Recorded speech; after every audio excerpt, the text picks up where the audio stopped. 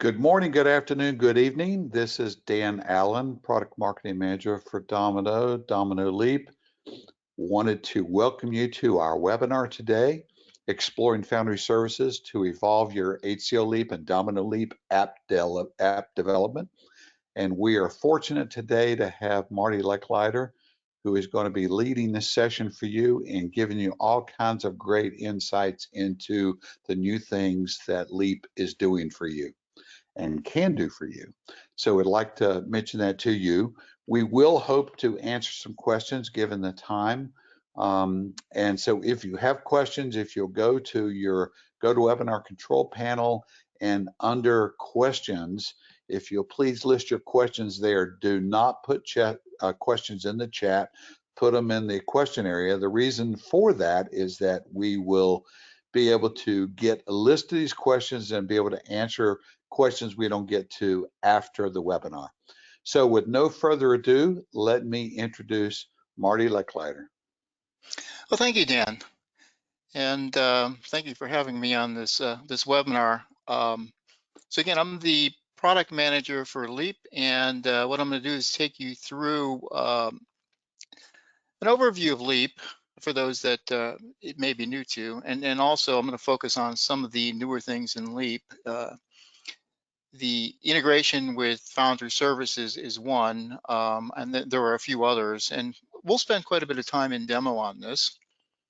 And I'm sure we'll have ample time for questions to take this wherever you want.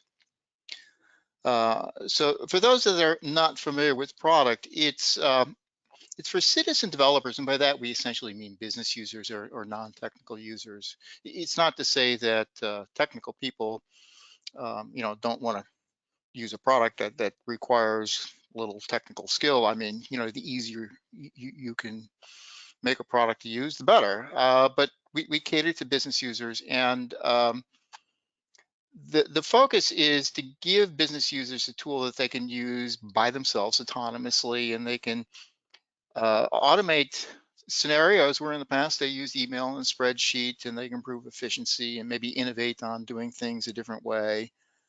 And for IT to be able to monitor and control this, but also support business users with resources that they need, right? And if you consider, where this kind of fits in the scheme of app development, citizen development, there's potentially many developers out there in an organization. Versus professional developers, you would see few, but the types of applications they build are very different. They're not as sophisticated. They tend to be internal facing, not exclusively, but there's limits to what a business user can create. They're not going to create something that's critical, run your business sort of applications. And you kind of get into this middle area, which is interesting, which is how does IT help the business user?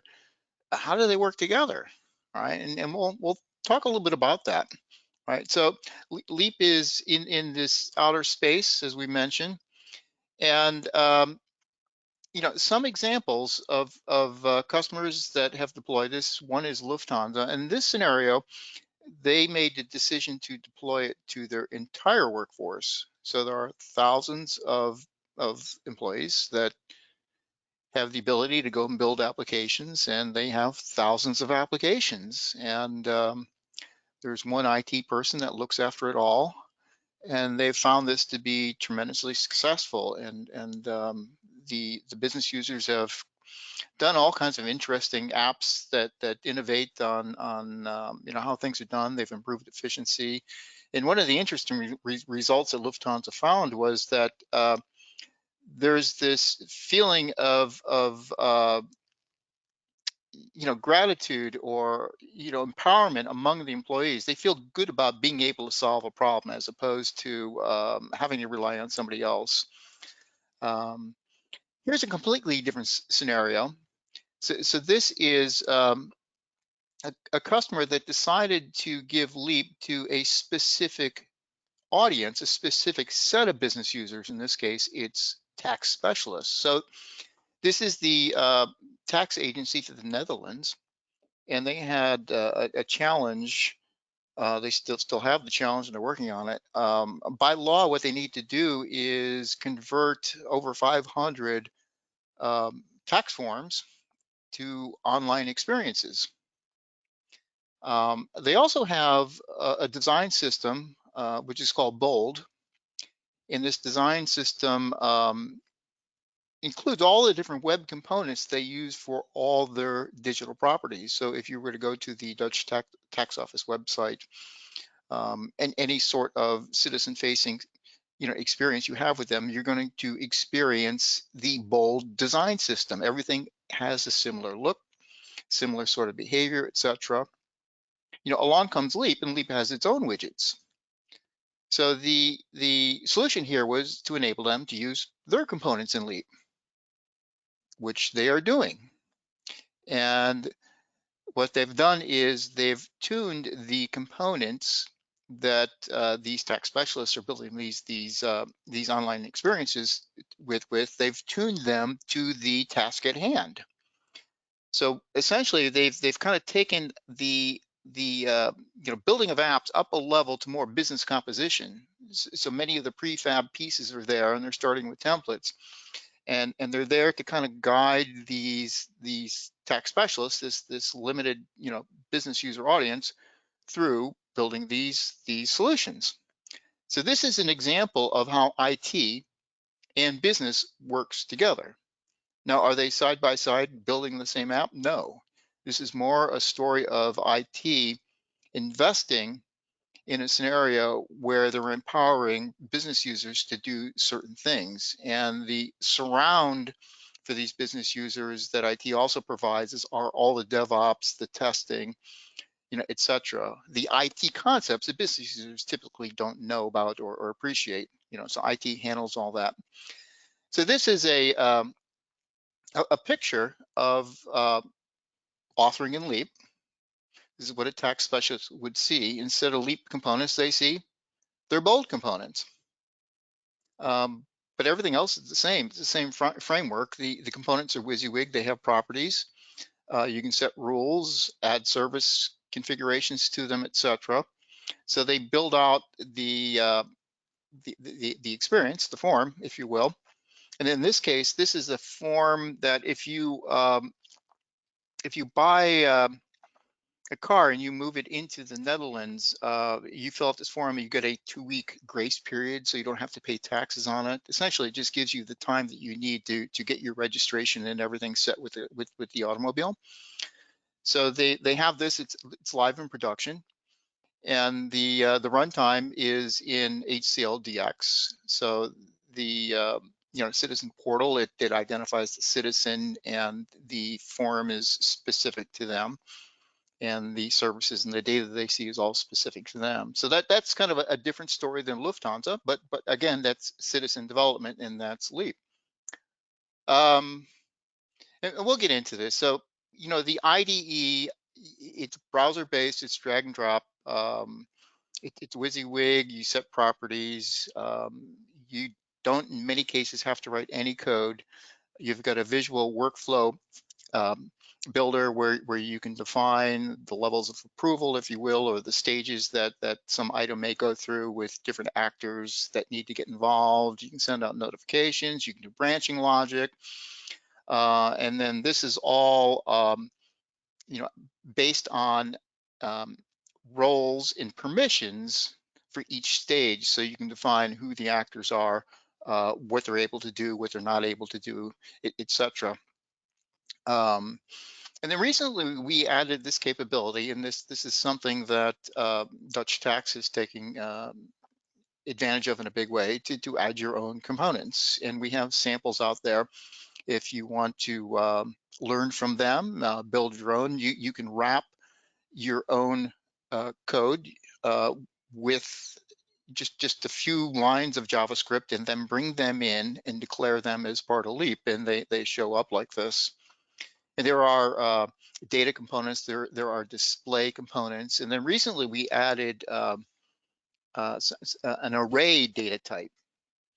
Right. So what this means is that if you wanted to have your own custom widget for tables, or maybe repeating sections, you could do that, right? And then we've recently added integration with Foundry. So this is Volt MX Foundry. Leap is part of Volt MX. Leap is not sold standalone today. I mean, if you're an existing standalone customer, you can continue to renew and add additional Leap licenses. But in terms of new sales, new customers, it's sold as part of MX. It's also sold as part of DX, and it's sold as an add-on to Domino. All right, and all flavors of Leap now have the Foundry integration services as part of them, and we're going to explore this in quite a bit of detail today. And one of the keys, and this is really important in the case of Lufthansa and other scenarios where you want to deploy Leap to a broad set of business users, you need some way of setting some controls and keeping an eye on what's going on. You need visibility into the apps. You need to have some sort of policies around the application lifecycle. You know, you need to know who the owners are. If somebody leaves the organization, you got an application out there, you don't know who owns it, that becomes a problem. And you also need to be able to provide resources to help your business users be productive, right? And these come into you know, the form of access to internal data, which we're going to talk about today. We'll talk a little bit about widgets that can be resources that you provide, but you can also do things like templates and themes in the product. All right. So let's get on with the Leap demo. Let me go over here to my browser. And what I'm going to do, my first thing I'll do is I'll make this full screen. And let's go open up a tab and let's go find Foundry. All right, so I have an account out there for Volt MX. And I've got a bunch of different applications that I've created. And an app in Foundry, you can think of it essentially it's a collection of services. A collection of services to support some application, right? So you could be building an application in Volt MX Iris, which is the Pro Code IDE, and to back it, you have a set of services that kind of mirror it. So this is kind of the middleware, the integration piece of the app, if you will. Well, these services that you build in Foundry, you can use them in Volt MX Iris. You can also use them if you're to do just you know, native front end development. I could be using any sort of development tool, professional developer tool. You can use them in HCL DX if you wanted to integrate data into your content, and now you're able to use them in Leap.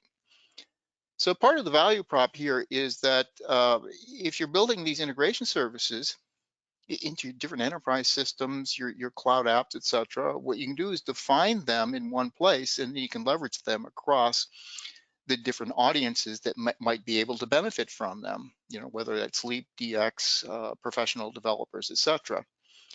So let's take a look at one of these apps. I've got one here called MySQL, and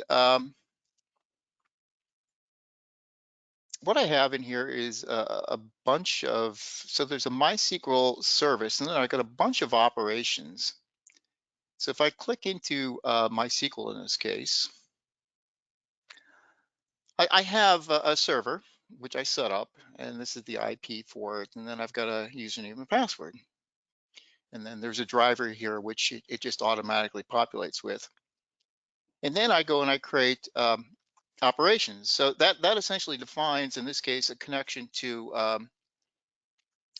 this instance of MySQL, right? So I've created all these different operations. If I wanted to create a new operation, and this is where it gets really interesting, I can come over here and it's going to ask me, well, what database in that MySQL instance did you want to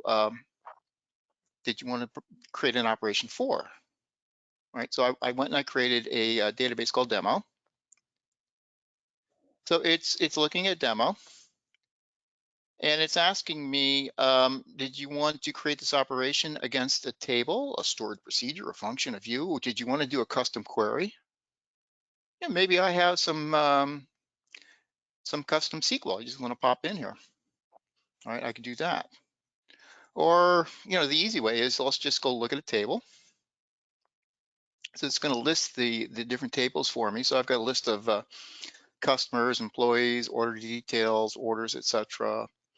And for each one of these, it's then going to say, okay, for that table, the customers table, well, what operation did you want? Did you want to get information, delete information, update, or create?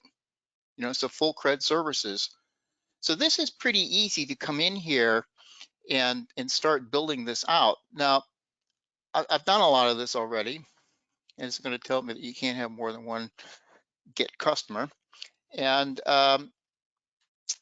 in this case, it's get customers, and then it's got a number of different things that it returns. And then here in Foundry, what I can do is I can go ahead and I can test these different operations to see how they work. And it'll come back and return the JSON as a result of this. So what Foundry does is you can see the JSON here that it's returning. All right, so let's get customers from that table. So what Foundry does is it has the conversation with the database, MySQL in this case. And then when I ask Foundry for information using this Foundry integration service, it returns JSON to me. So my conversation as a developer to Foundry is based on REST. And what Foundry returns is JSON, despite the fact that it's speaking SQL to a database on the other end.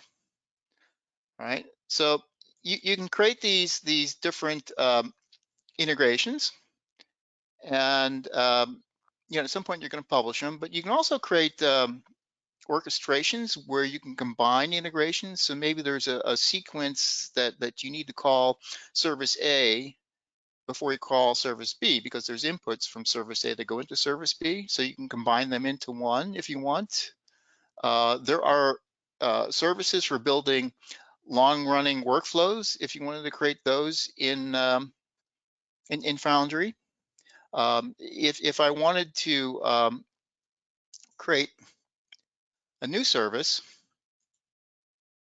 there are a number of different adapters, if you will, that are loaded here. So you can virtually integrate with anything is what it comes down to. I was showing you MySQL where I used a relational database. If you have another API gateway, you can integrate with that. If you want to use the email services, which are part of this, you can use that, the SAP JCO, JSON services, SOAP. And this is just a subset of the adapters. If you go to the Foundry marketplace, you can see literally hundreds more of these adapters. And if you still don't find your adapter, you can create your own custom adapter. So we often say that with Foundry, you can literally integrate with just about anything. I'll show you one more app that I created, and this one over here is some Salesforce integration. And the way that I created this is you simply just give it your credentials, and I don't want to leave that there too long because those are my credentials. In this case, for my Salesforce developer account, which you can get for free if you want. And I like having a Salesforce developer account because it comes pre-populated with data. So I went and I created a couple of operations. These are get operations. And before we saw how it walked me through creating an operation against this source. This is not a relational database, but it's very similar in the approach. So in this case, it's asking me what Salesforce object to pick. So I was doing some things with account and then the price book, which it gave me the products. But maybe I wanted to do something with I don't know, cases. And you can see there's a lot of a lot of different Salesforce objects here. So maybe I want to get a list of cases that are there, or create a case, or update a case. Yeah, we'll say, let's say create a case. Well, I can say multiple and just add them all, and it'll add them in. And then I can go ahead and configure those. So those are here. And you can see how things are already populated. It knows the inputs that are needed to create the case. And then I can figure out what I want as a response. And if it's going to give me back maybe 50 things potentially, and I only need 10 of them, I can skinny that down and customize this as well, which is quite nice. Now, when you're all done defining these in Foundry, and you can version these, but at some point, what you're going to do is you're going to publish them, right? So I would publish the Foundry app, in this case, Salesforce, and the app has a primary key, an app key, and an app secret, right? And it also has a service URL, right? So these three pieces of information are what I need for Leap, right? So I've got the get accounts, and I've got the get products defined in Salesforce. Let's go over to Leap. We'll start at the admin config page, right? So on the admin config page in Leap, and if it's Domino Leap, you could do this in the Volt config.nsf using the Notes client. Same functions exist in both, but the admin config page is here on the Leap side. And if I want to do integration, let's say as the Leap admin, the services that I want to expose to my Leap authors are in the Salesforce app. What I can do is just simply say, let's add the app. So I give it the name, then the service URL, and then something called a credential alias. And this essentially is just a secure way of passing the credentials, versus exposing the app key and secret. And you can find a lot of information about how to create the alias, and then how you create it is going to be different in Domino Leap versus Leap. So once you enter that, essentially, and I've done that here, right, already. So I've defined it. So I told it that I want to expose operations from the Salesforce service.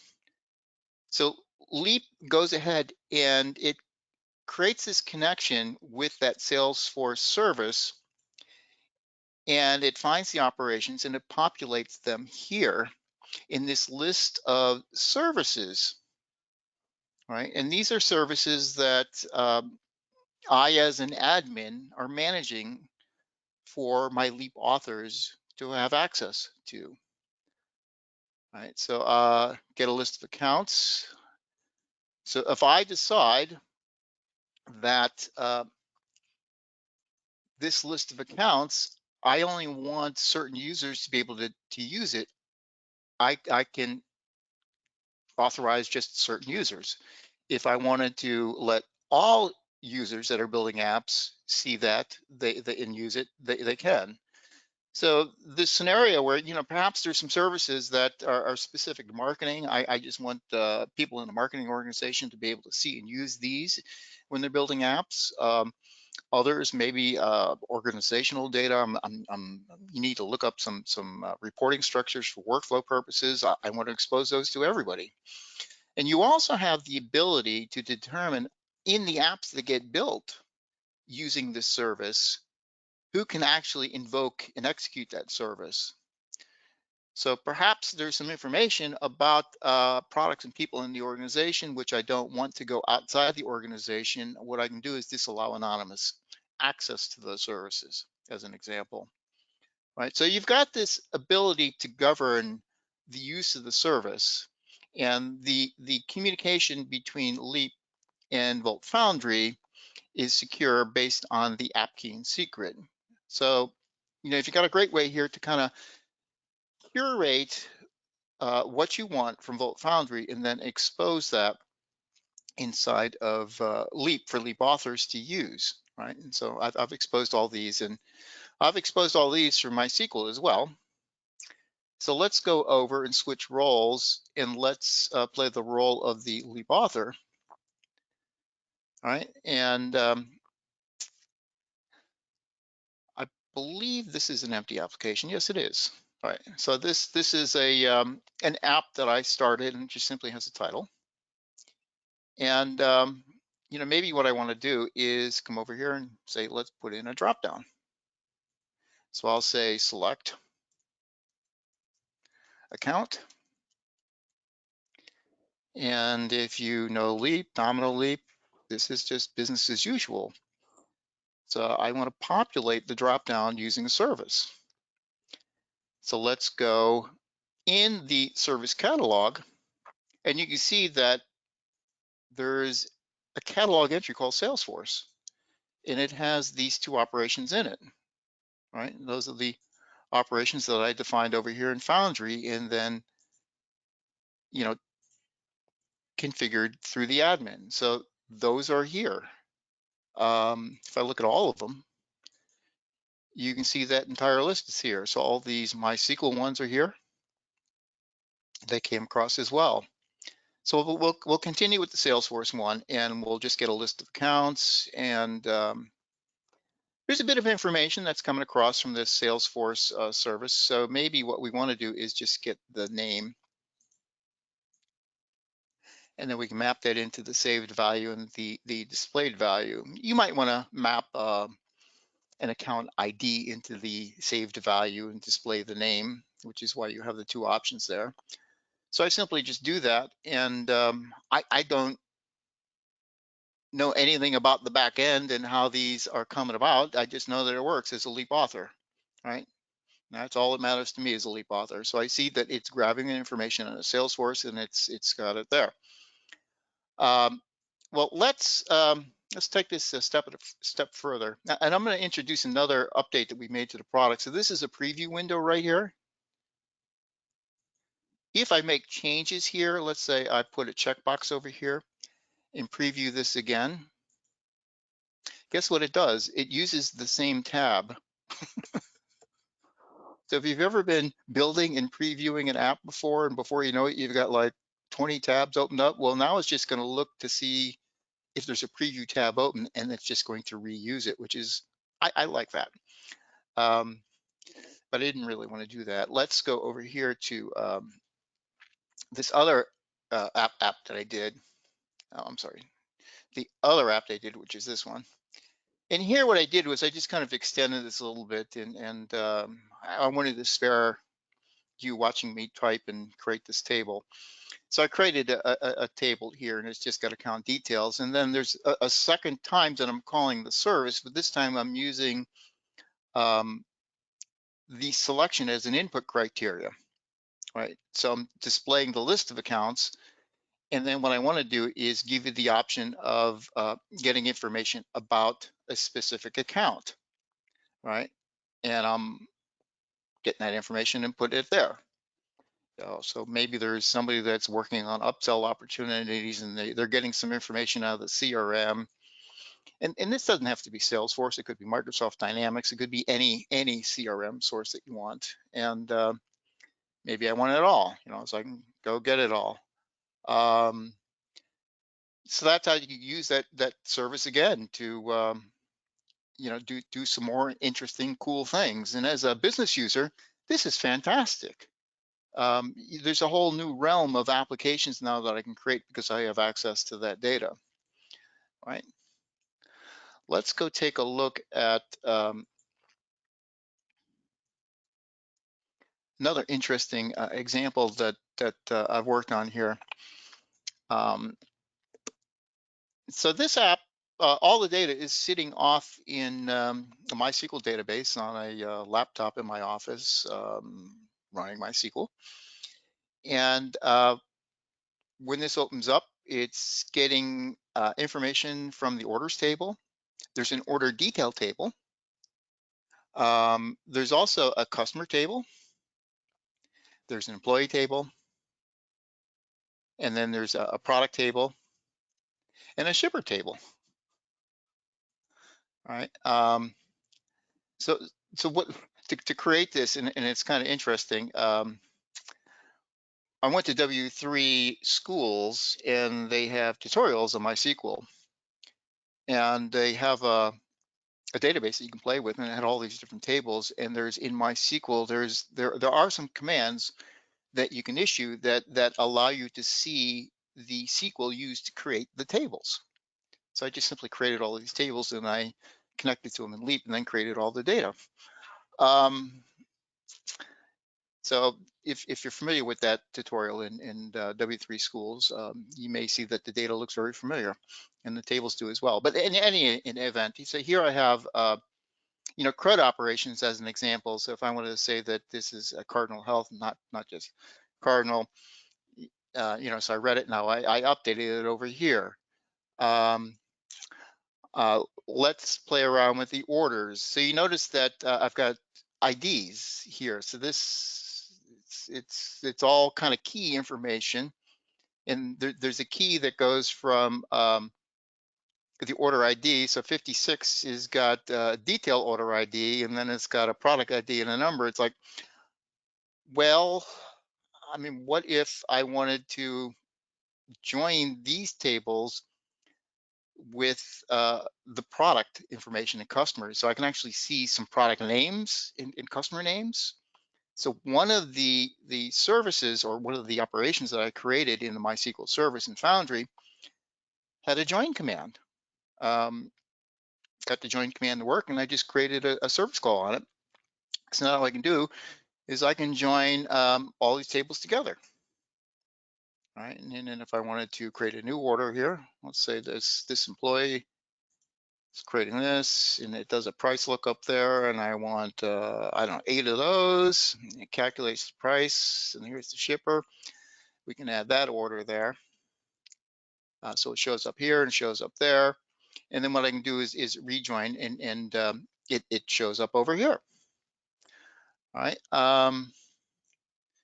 So it shows you the power of what you can do with these integration services.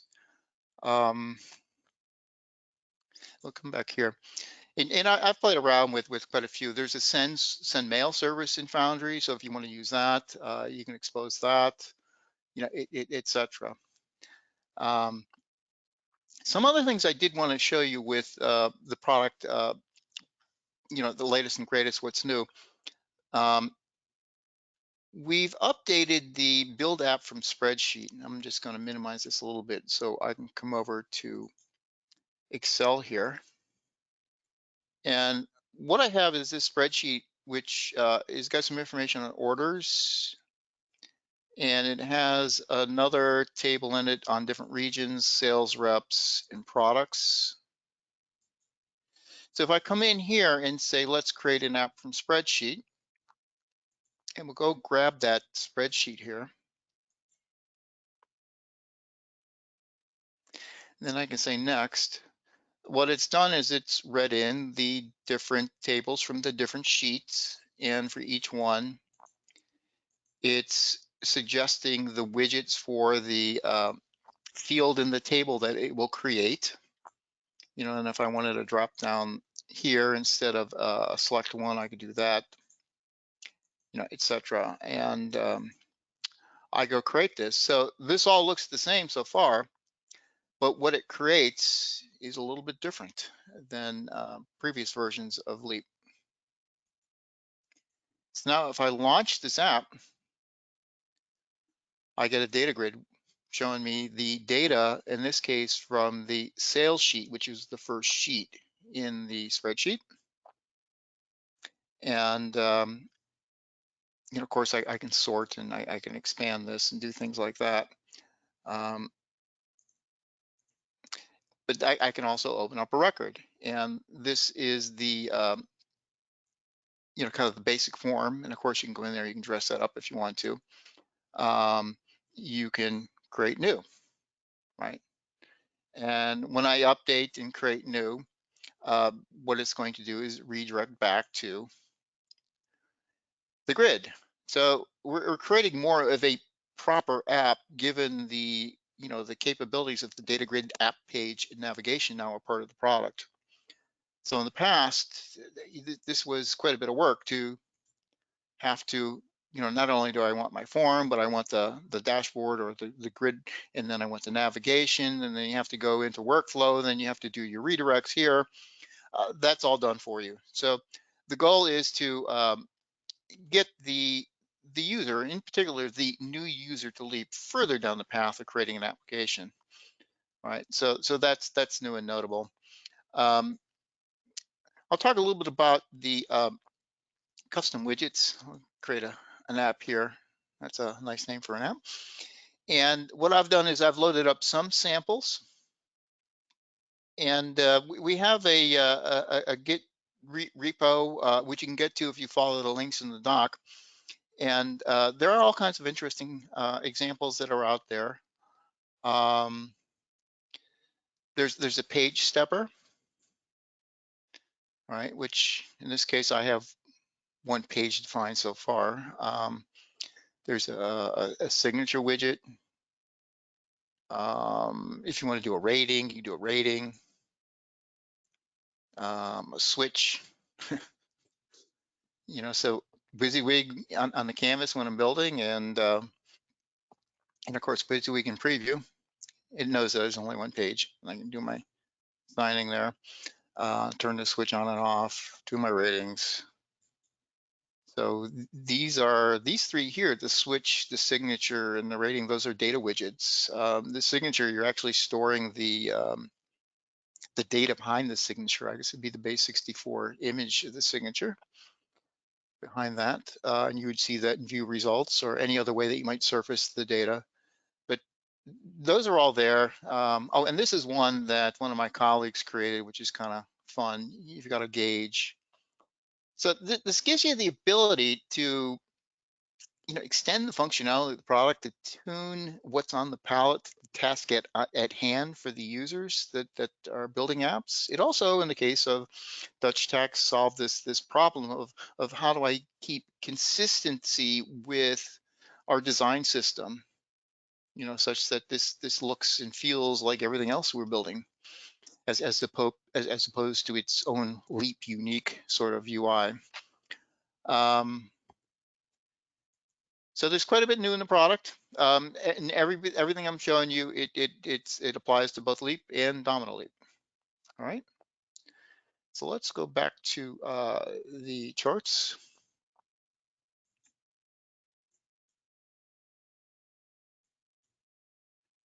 So again, just to recap on the Foundry integration, I define a service, or somebody defined the service in Foundry.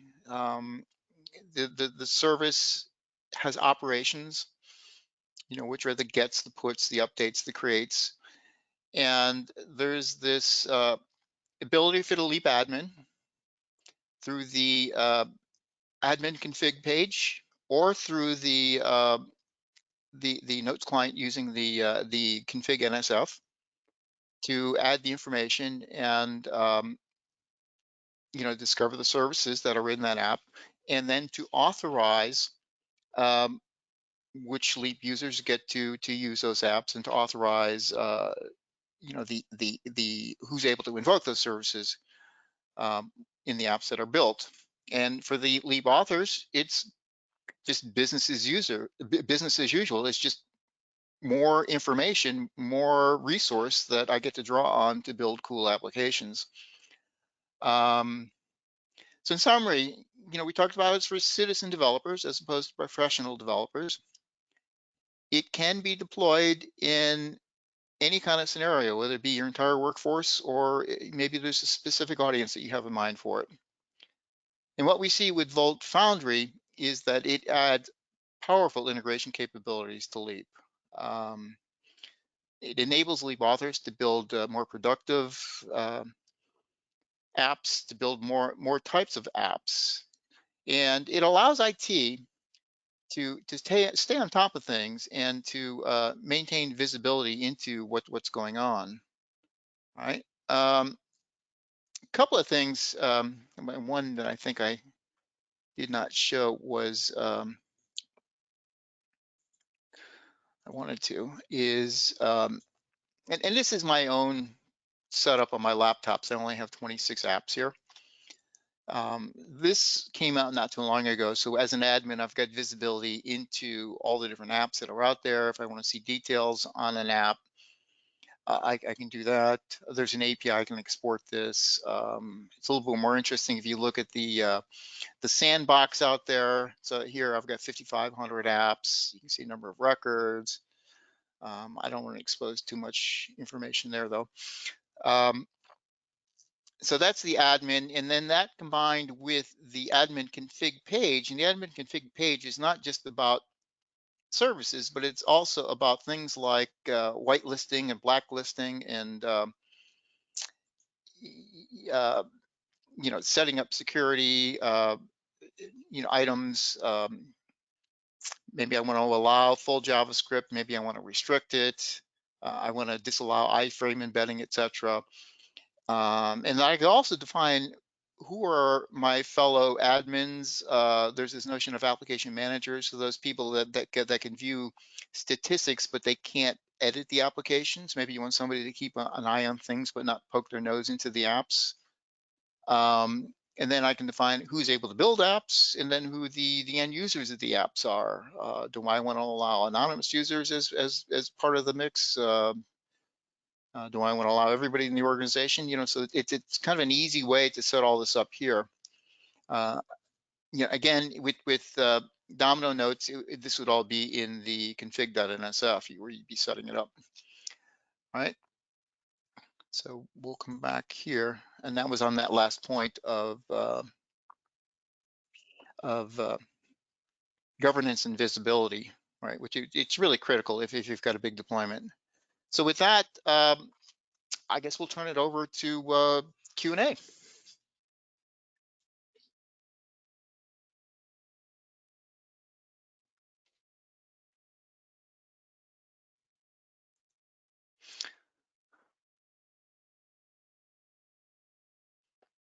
Are you gonna pick some of these for me, Dan, or should I read them?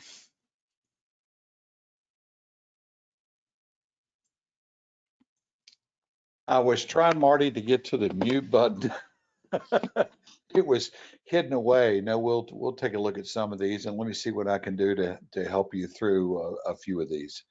I'm going to, let me see if I can open this up and spread it out some, because it's a little bit easier to see it when it's a little bigger. So I've got it open. I can look at it. okay. So the I'll start from the bottom. What is required to run Foundry? There's a couple of ways you can go. Foundry is offered on the cloud, so if you want to run it there, essentially we'll run it for you there. You can just pay us a subscription and use it there. If you want to run it yourself, you can run it as a Kubernetes app. You can also run it in a traditional deployment. It comes with Tomcat and MySQL. So you can set that up yourself. Next question, is there any form a limitation for Foundry in this approach, number of apps?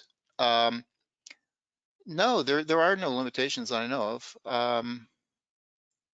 I mean, you can have as many different Foundry apps as you want, as many different services exposed. I suppose there's a practical limit on how many. You don't want to be too confusing, but no, there's no limitations whatsoever in what you can do. And I'd mentioned that the service capability in Foundry has really been built with some extensive throughput and production use in mind. Over the years, organizations have built apps in VoltMX that leverage Foundry services that they issue millions of service calls, for transaction purposes, etc. So it's a very tried and tested capability that performs quite well. So Foundry is now part of Leap, free of charge, right? Well, I would I would have a conversation with your salesperson. I mean, if you have Leap and you're looking for Foundry, there's probably something we can do there for you. We don't have a formal part that we've put together that here's Foundry, but I'm sure there's something we can do there, and that's a salesperson. That's not product management to answer that one. Those are all the questions I see, other than audio issues. That is correct. Absolutely. Helmut was busy asking those questions, so hopefully that gave him an answer on what he was looking for. So okay, and I do have one poll that I'm going to launch now, which basically just allows you to say if you'd like to be contacted to learn more about Leap and how it could advance your app dev capabilities, and just wanted to share that with you so that we can get any follow-up with folks that are really interested in being contacted. So we'll let that go for another moment, Marty, and then we'll close the poll down. So looks like we're getting close to the end. It shouldn't take long for people to answer that. All right, it looks like that's done.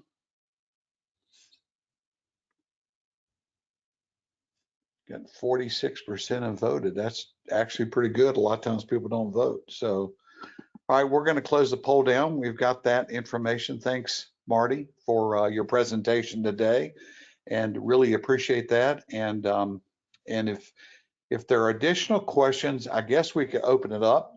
You can certainly still submit questions if you have one now, but if not, we can close out our webinar today.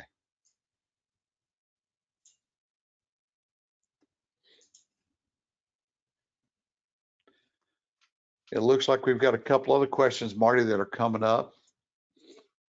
Is there a catalog for custom widgets? Yeah, the catalog that we have at this point is a Git repo that we've populated with some samples that the development team has put together. We will put in place the ability, if you have custom widgets, if you want to post those to a marketplace, you can do that as well. So there is a Leap marketplace that exists today. But what we'll need to do is provide, I think, access between the repo and the marketplace so that we can have external contributions to that marketplace and have the widgets reside in the repo. So soon on that.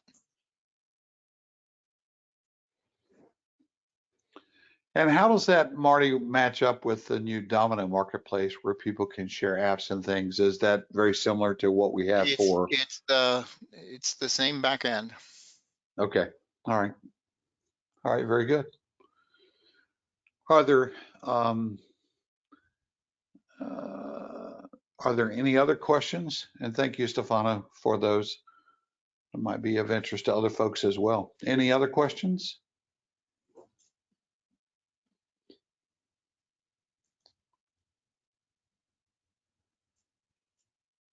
Helmut has said, is that still followed? And he's provided a domain, domino-ideas. Yes. The AHA portal for ideas. We look at that. Yes, absolutely. That is followed. And I guess we would encourage anyone that wants to submit ideas to our portal to do so. That's really important. And the number of folks that come in, and for example, a lot of times that guides our development, doesn't it, Marty? It certainly does. It's a little confusing in that there's a Leap AHA portal and there's a Domino Leap AHA portal, but 97% of the product is the same. It's the same front end code, and what you put in one really applies to the other. Etc. So yes, we monitor all that. All right. Anything else before we close up today's webinar?